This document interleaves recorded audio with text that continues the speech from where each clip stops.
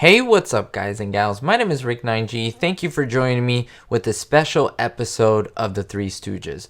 The reason this episode is so special is because I will have uploaded the entire episode of the Three Stooges, Disorder in the Court. This is the 15th Stooge short that was released by Columbia Pictures. Now I'm very excited that I got permission to show you the entire piece of footage without any issues, so I hope you enjoy that. That will be a separate video, but in this video let's take a look at some facts and bloopers of this specific episode. There are a lot, so I'm going to get right to it. So just sit back, relax, and enjoy. The first big main difference in this short are the title screens that feature the Three Stooges and the photo of the three of them. If you look on the left, that is what was pretty much used between shorts 1 through 14, with Moe billed first on the left, then Larry in the middle, and then Curly with Curley on the right. Of course, beginning with Disorder in the Court, you can see the difference of the opening screen with the different font. Similar in stature of the Columbia Pictures Corporation logo, just kind of updated a little bit. But now, most importantly, you see Curly, Larry, and Moe. The order of Curly and Moe have switched, and the name of the episode is right below their heads, all in one screen, Disorder in the Court.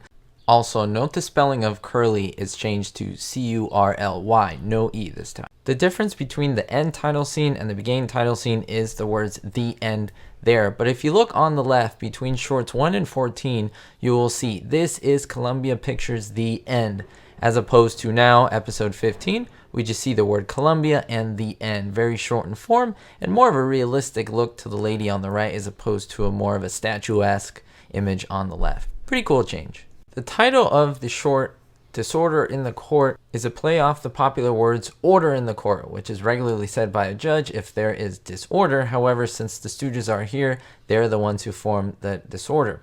So a colorized version of the film was released in 2006 as a part of a DVD collection called Stooges on the Run. As the Stooges enter the courtroom, you can see a public audience that watches them as they come in. It's a little known fact that Moe Howard, Curly Howard, and Shemp Howard's father, Sol Horowitz, is actually part of the audience along with his wife, Jenny. It's a very interesting fact. However, they are hard to spot, so I am going to jump and show you the screen where they appear. This is later on at the end of the episode when the Stooges figure out that the parrot has something essential to say for the court case. If you look at the audience in the first row on the right hand side, right in the back, you see a man with a suit and tie. You see he has glasses and a mustache. There he is. There is Sol Horowitz, the father of Moe Howard, Shemp Howard, and Curly Howard.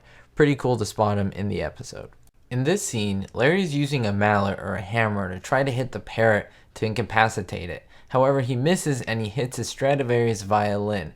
If you look at his mouth and what he says, "Oh, my Stradivarius, my Stradivarius." His mouth doesn't match the audio coming from it. Of course, this was dubbed over later for probably some issues with sound. So even though they try to fix it, the sound is not perfectly synchronized. Oh, my Stradivarius! Oh, my beautiful Stradivarius! In this blooper, take a note at the Stooges playing tic-tac-toe. On the lower right hand side, you will see Moe put an X in that quadrant. The defendant, Miss Gail Tempest, in any way, shape, or form. The prosecutor sits down on top of the tic-tac-toe chalk marks, which would make that X on the left hand side of the prosecutor when he stands up. But when you look at the next scene, he stands up and you see an O in that position, which is incorrect. Mr. Howard, did you see Miss Gail Tempest? If it pleases the court. Also, pay attention to the prosecutor as he's speaking.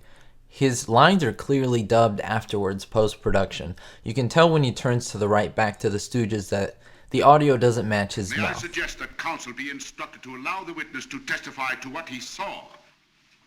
I say, Jasper, what comes after 75? 76. That's the spirit. I highly recommend that you go watch the swearing in for Curly so that he gives his testimony. It'll be found on my channel in the full episode for Disorder in the Court. However, we're going to see Moe gives his testimony, and for some reason, he doesn't have to be sworn in. You got it. Please omit the rest of the entertainment and continue. Gailey's dance was over, I stuck my head in the office door, and I saw Kirk Robin and Buck Wing arguing over by the parrot cage. What were they arguing about? I don't know, but Buck Wing was sizzling like a hot hamburger. He grabs Kirk by the neck like that, see, and drags him over to the letter. In this scene, you can look carefully and see that Curly cringes right before he pulls the trigger on the gun used as evidence when it fires the first bullet. He was obviously supposed to be startled when it went off. See, there was nothing in it. Right before the musical dance and number, you can see the court clerk sitting behind Gail Tempest. When she unzips her outfit, you can see him react once in the background, then there's a close-up shot of him reacting again. Pretty interesting that they were able to edit these incorrectly and it showed up in the final production.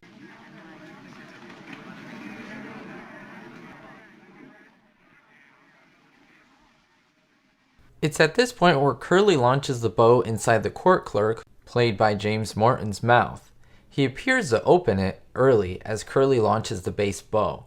This is a result of the shot being shown in reverse. The bow was actually in his mouth first, then pulled away, then the film was shown in reverse.